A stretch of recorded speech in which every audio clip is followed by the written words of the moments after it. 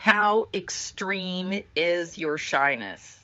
I myself was extremely shy for much of my early life. I was that person who, if I had to give a public talk, I would shake violently. And I recall this shyness started from way early in my childhood. I remember going to first grade. My family moved. My dad was in the military, and we moved three times when I was in first grade. It was the first year I went to school, and I went to three different first grades. And at one point, I was in one of my classrooms and I was afraid. That's the key to this.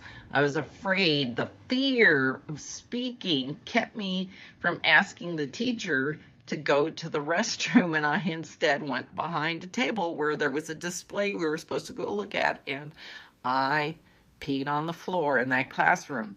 My mom showed up and brought a change of clothes and told me to not be afraid of talking to people. But this shyness didn't go away for a long time. And I had mentioned that I did live stage theater, and it was one of the first things that helped break me out. And I remember my children were in a Christmas variety show, and they needed parents to fill in some spots.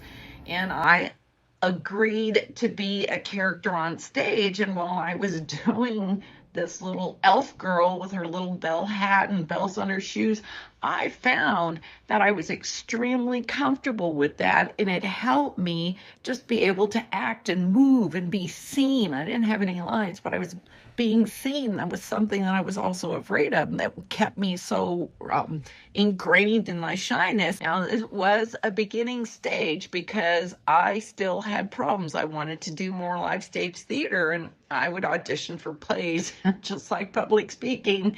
That scrutiny of the audition, I'd shake violently, but I kept at it. And one of the keys to breaking out of anything, to achieving confidence, is to ignore the fear and take the action. You got to ignore the fear and take that step. Take that action.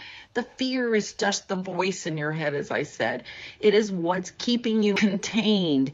And once you take that step, you might realize it's not as bad as your mind is convincing you. And so, yes, first steps: ignore the fear and take action. This is the first step towards breaking through of your shyness and achieving more confidence. And I'll have more tips for you to follow.